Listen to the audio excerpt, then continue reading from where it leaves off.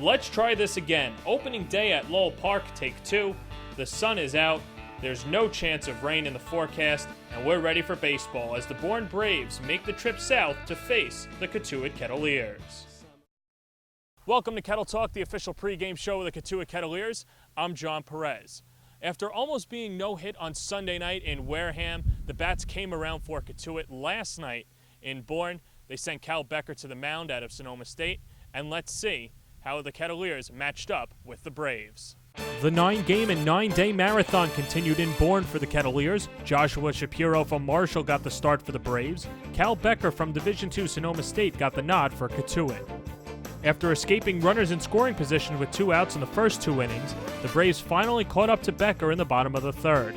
After a wild pitch brought in the Braves' first run, Connor McVie from Cincinnati laced an RBI double to give the Braves a 2-0 lead.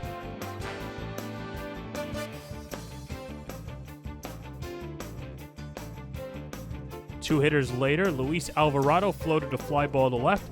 Quinn Brody stumbled en route to the ball, and it skipped past him. Alvarado was credited with an RBI triple, and the Braves led 3-0. That would do it for Becker, who pitched 2 2/3 of an inning, surrendered 4 runs on 5 hits, 1 strikeout, and had 5 wild pitches. Bottom of the 5th inning with a runner on second, Toby Hanley from Stony Brook knocked an RBI double to center field to give the Braves a 5-0 lead. Bottom of the 7th, McVie again slashes a single to right center. David McKinnon, who was activated earlier in the day, comes around to score. 8-0 Braves.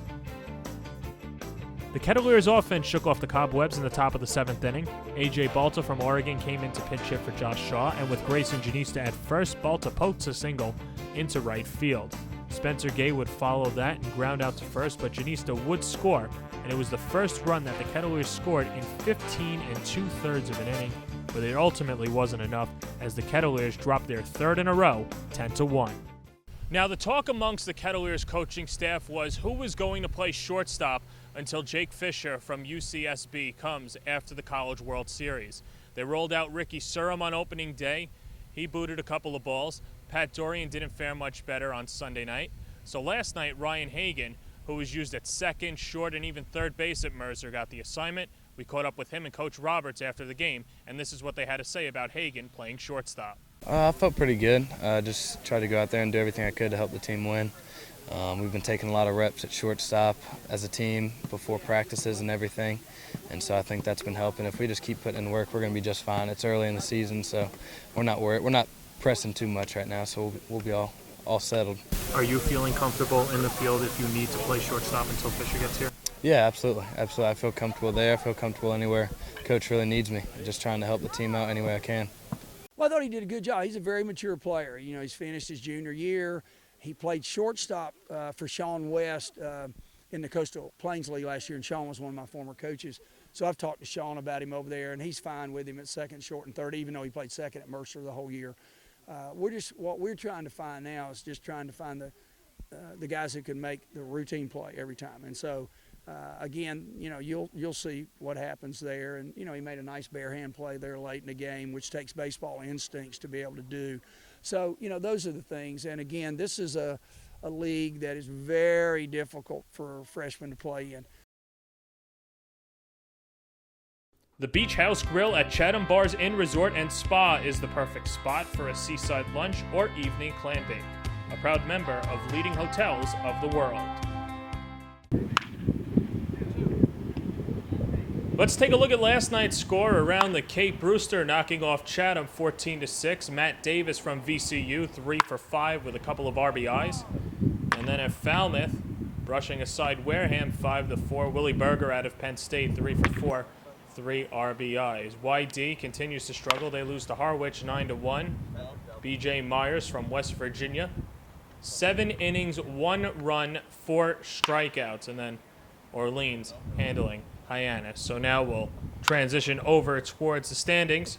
Harwich a perfect 4-0 in the East. A perfect 3-0 in the West is Bourne at 2-1. Falmouth is tied with Wareham. And Cotuit still looking for their first win of the season.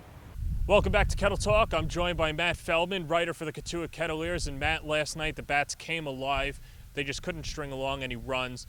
Encouraged by the offense, or are they finding their way out of the woods? Well, I think that obviously you put 9 hits on the board. It was a good night for them. But that said, I think that offense is only half of the equation. I think you need a good offense, but you also need defense. So Coach Roberts is right. It's not all about offense. They had 4 hits in 2 games, and we got on the team about offense. And Roberts said, it's not offense that's the problem. It's pitching and defense. So I think they showed last night that even if you put offense on the board, you can still lose a game. So it's really not about how good the offense is. It's whether they can balance good offense with good defense. So I think it's a pleasant sign for the team, at least, getting 9 hits, putting some hits on the board, putting a run on the board finally. But I think that that's only, like I said, part of the equation. They really need to get the full package in order to win some games.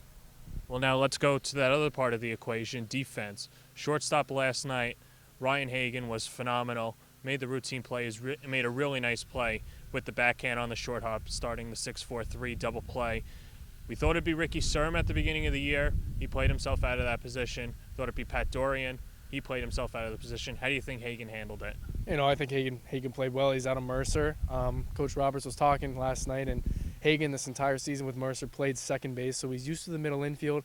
Obviously second and shortstop, a little different dynamic there in the field, but pretty similar as middle infielders. And Roberts said he talked to his head coach at Mercer, and Hagen also told us last night that he can pretty much play anywhere that you need him to play. So I think having him at shortstop right now is pretty good because they do have some spots that they need to fill before Jake Fisher and Alonzo Jones come up.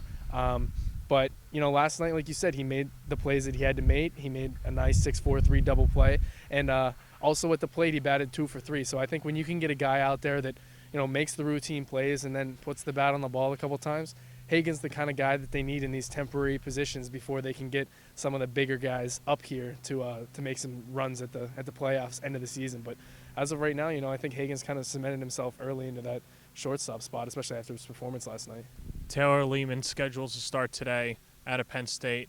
Doesn't exactly have overwhelming numbers, but does have an unlimited upside and a lot of potential. Right, yeah, you talk about his upside. I mean, the kid's 6'8". He's definitely a power left-hander, but also, he pitched 1 win, 9 losses this year for Penn State. He appeared, I think he started 13 games, 12 or 13 games for Penn State. So he's definitely a big starting pitcher, but he struggled. He's, I think, 2 for 13, 2 wins, 13 losses on his career at Penn State. So, he's got a lot of work to do. But like you said, these players are here to kind of benefit on their upsides. They're coming up here, and coaches see a lot of potential in them, and it's the coaches' jobs to build on that potential. So, I could see Lehman going out there and having 5 or 6 shutout innings and throwing well as a big power left-hander. But at the same time, he could go out 2 or 3 innings and give up early hits and kind of struggle for the Kettleers. So it's really just going to be, him settling into this role. It's his first start up here on the Cape, first time pitching in a while since he pitched at Penn State because they didn't even make the postseason at Penn State. So it's really been a while since he's been in a game situation.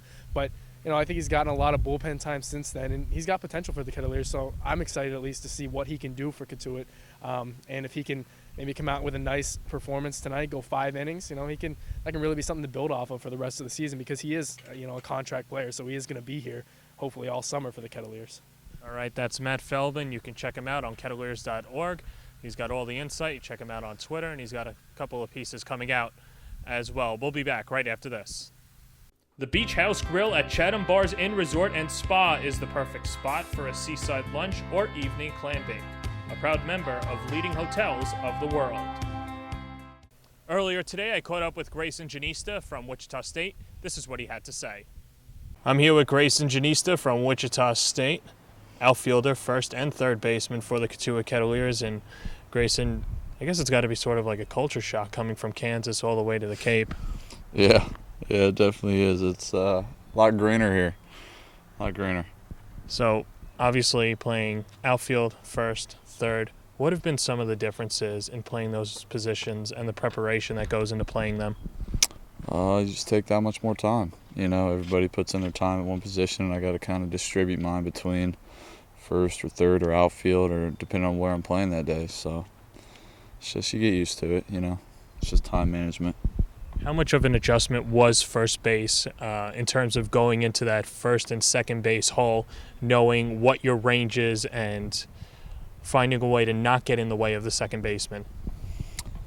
You find out your range pretty quickly. Everybody should know themselves, especially at this level. If you come up here, you should know yourself and what you can and can't do.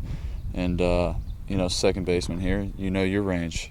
They know what they can do. They know what balls they can get to. They know what balls they don't want to have to get to. So them just talking to us, and if they want it, they call it. And I'm going to give it to them. Up here is about showcasing your talents and what you do best. And I think everybody knows themselves and tries to do that. At Wichita State, you had a little bit of an adjustment period, then got hot in the Cal Poly series. What do you remember about that series? You went 5 for 11, really broke out and ascended the rest of the way. They just kept feeding fastballs. California, I don't want to categorize them, but California teams like to pitch with the fastball. And, you can be very successful with that. You got Santa Barbara's going to the College World Series. We went up and played Cal State Fullerton, very good ball club every year. And, if you miss with the fastball, you miss with the fastball. Hitters up here they're gonna hit it. So I got lucky enough. They kept throwing fastballs. They felt confident on the mound, and I was confident with the swing that I had. We have yet to meet Dayton Dugas, but what's he like as a teammate? Obviously a heck of a hitter, but just as a person. Oh, he's a great guy to be around. All the guys in here, Dayton's fun to be around. He's a funny guy. Great person. He's got a really good heart. Me, I've lived with him now, so I've been with him for a while. Just getting to know Dayton better and better, and I'm happy to be up here with him. We kind of take care of each other, and that's how it should be. Growing up in Kansas, I guess the closest teams were the Cardinals and the Royals. Who did you grow up idolizing? Who was your team? Kansas City Royals, without a doubt. That'd be a lot easier the last 2 years. Oh, a lot easier. It was rough. It was rough there for a while. They figured it out. Who were some of the guys you looked up to? It doesn't have to be Royals either. I'm going to go Jay Bruce for the Reds and Eric Hosmer. I like Hosmer. What are you looking to improve on this season? I'm still young. I'm still growing. And for me, I come out here and just kind of pick people's brains and just different aspects of the game. West Coast guys play the game different than East Coast guys. And then that's different than Midwest baseball with the Texas and the Oklahoma and us. And, everybody plays a different style. And for me, it's just I try to talk to everybody I can, and I try to just ask questions and, learn all I can. This summer's about me developing not only on the field but off. So that's a big part of it. Barbecue or clam chowder? Barbecue, any day. And what's the barbecue dish? We're going to go pulled pork sandwich, the Z-Man from Kansas City Joe's. All right, Grayson, good luck this season. That's Grayson Janista. We'll take a break. Visit Stars Restaurant at Chatham Bars Inn Resort and Spa for a world-class dining experience, a proud member of leading hotels of the world. Now let's take a look at the Kettleers starting lineup. Cal Stevenson will lead it off. Grayson Janista in the 3-hole playing right field as he did last night, went 2 for 4. Tim Cisnera behind the dish, and Josh Shaw will round it out from St. John's. On the mound will be Lyman from Penn State.